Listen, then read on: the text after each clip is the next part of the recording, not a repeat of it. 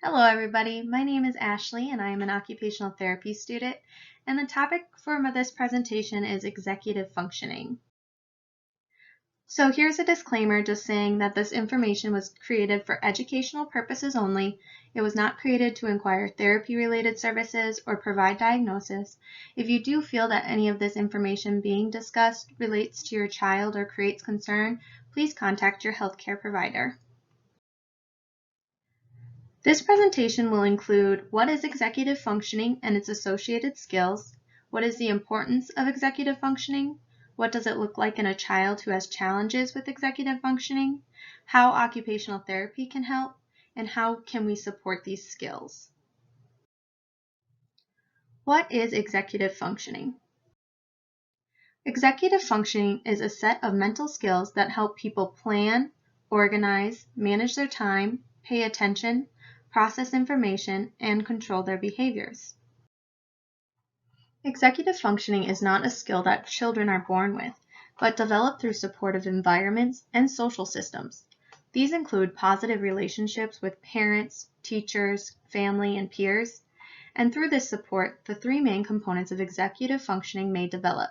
This includes working memory, cognitive flexibility, and self-control. These areas help regulate our focus, allow decision-making, help us remember information, and monitor and adjust the level of control over our impulses, and much, much more. The first area is working memory. This is our brain's short-term storage. This type of memory helps us remember and apply information to everyday activities to put our memories to work. Without a functioning working memory, you'd have a hard time understanding longer sentences. While you're reading, your brain stores all of the words in this temporary storage and keeps it there long enough for you to understand the words, the connection between the words, and the point the writer is trying to make. So for a student, they might use this skill to read a text on an English test, hold on to that information, and then use it to answer questions. For a child that has difficulty with their working memory, they may have trouble remembering things, even for just a few minutes.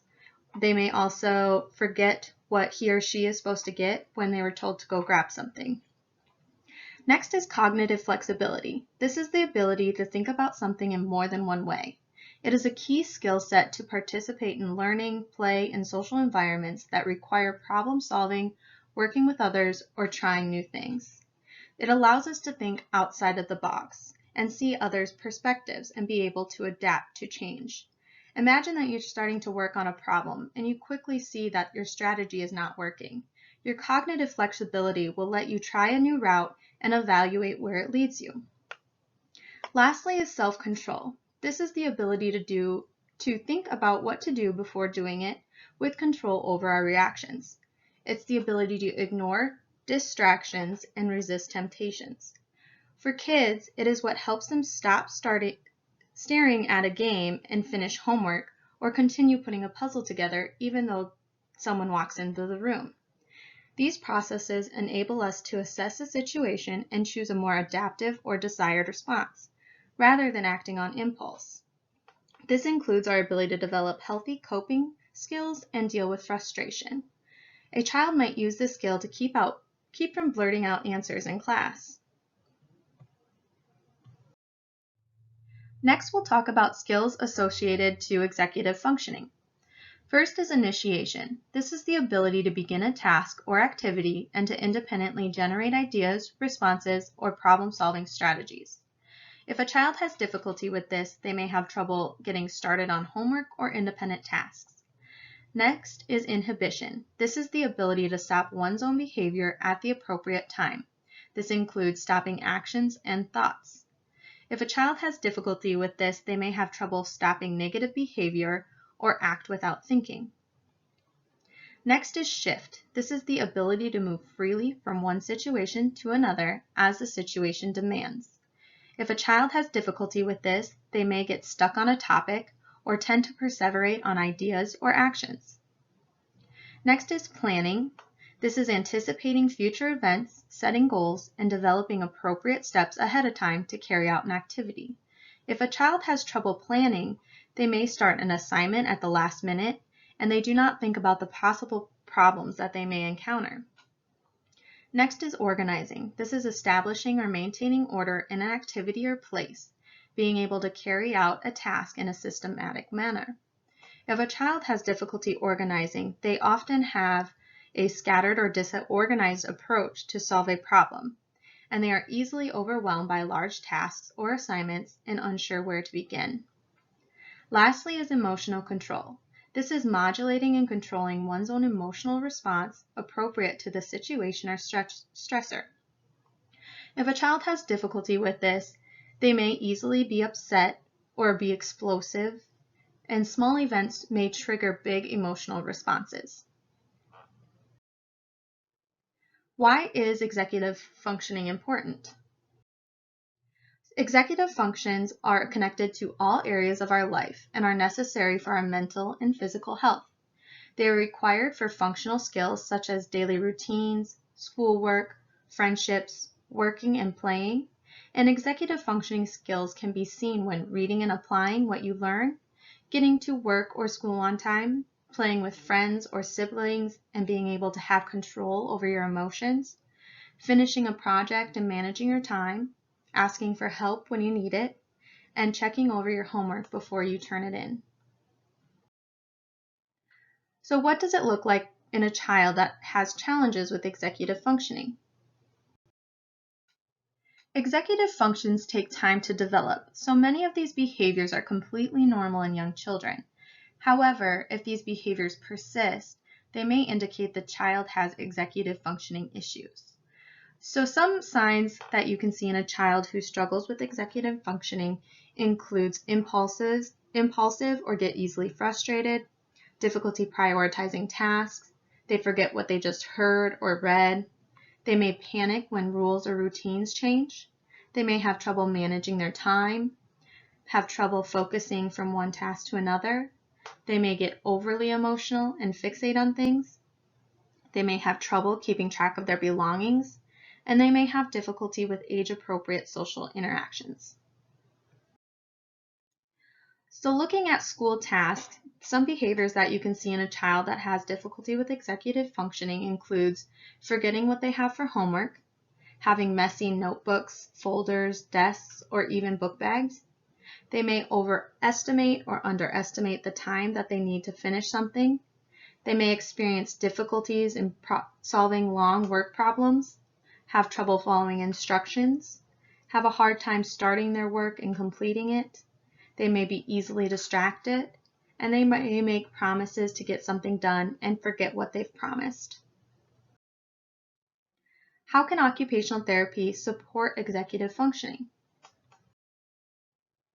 Occupational therapy services can help children strengthen their physical, cognitive, and sensory skills required to achieve everyday activities.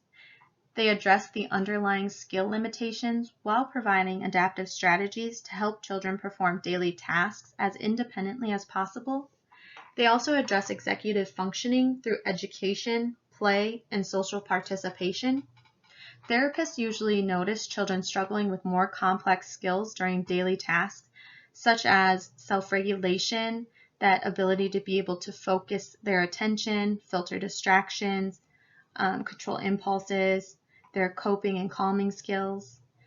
They also look at problem solving, which is that goal setting, making a plan and considering possible scenarios, sequencing steps and following directions, organization, recognizing errors and correcting them, and achieving a goal. They also look at multitasking, that ability to prioritize, remember, and work with multiple pieces of information, and the flexible thinking, being able to switch from one task to another and consider new ideas or strategies while making choices and decisions, and also being able to maintain social interactions. Occupational therapy services address executive functioning in many ways. Some of these ways include visual tools such as images or social stories to help foster organizational skills, breaking things down into manageable parts to help with task initiation and planning, memory and matching games to promote the working memory, using visual timers and checklists to assist with time management and multitasking or prioritizing, provide supports through visual schedules to help sequence tasks and promote attention to the task at hand. They use self-regulation strategies through movement breaks and transition activities to maintain focus. And they also promote goal setting, teaching the kids to sketch out what an assignment will look like when it is completed to help identify where to start, what components are needed, and what the assignment will look like when it is finished. Activities and tools to support these skills. Here are some ways to manage executive functioning skills. First off, generalization is key. It needs to be part of all daily routines to really build a strong skill set, which in turn enforces their accountability. You can also offer rewards such as stickers, little toys, or treats to promote that participation to perform the task. Next, taking breaks to refuel is also really good to do. They may get overwhelmed by the task at hand, so allowing breaks to get a snack or do a physical activity would improve their attention to their homework. So getting physical by doing gross motor movements such as wall push-ups, jumping jacks, animal walks, breaks up that time and helps them be able to participate in the task for a longer period of time. The picture on the right shows different ways that a teacher can promote executive functioning skills in the classroom. So you can also do these at home. You can have a daily schedule posted at the house so they know when they need to do what and how long it should take. You also can teach and practice routines so they can follow, reduce distractions around the room. And then the last one is really important. Let the kids work through their challenges. It can be difficult to watch them struggle, but that's how they really build those skills. So let them practice, and even if they fail, support them and give them a few hints if they need it. But it is really good for them to work through their challenges.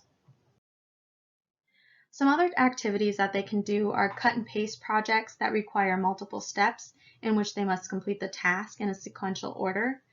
Building blocks, which you can have the child copy a block design from a picture or a 3D model. Drawing, you can draw a picture as a model, then draw an incomplete version of the same picture and ask the child to finish the picture so it looks like the first model. You can also practice goal setting with the child and break down goals into smaller steps and talk about alternative approaches with the child. Recall games that require the child to recall information such as memory. You can do this in the car, you can do this at the store. An example would be I went to the store and I bought a blank and have the child fill in the answer. Doing multitasking, so practice doing a number of activities at once and then encourage the child to learn to shift from one activity to another. If they have more difficulty with this, limit the number that you're giving them and then have that increase when they start getting better. So some games that promote executive functioning skills include Blurt, which is a game that a parent or teacher reads a definition of a word and the kid has to figure out what the word is itself. That promotes self-control and that metacognition. You can also do Scrabble that works on planning and organization. Pictionary, working on that flexibility and time management. You can play Distraction, which is a card game to work on remembering numbers given to them while encountering distractions, including questions they have to answer. So this promotes their working memory and their attention. The 5-second rule, you can have a specific topic for the child and have them name 3 different things that fit into the given topic, and they have 5 seconds to answer. If they need more time, you can move it to 10 seconds, but this works on that time management and that task initiation skills. Next is Freeze. This is a game where you can play music and allow the kids to be silly and dance, and then at any moment say freeze and they have to completely stand still. So this works on that self-control and attention. Some other games include Jenga, brain teasers, chess, and Sudoku. Here are some resources that support this presentation, and there's also additional information and educational sources that you can utilize here. That is all. Thank you.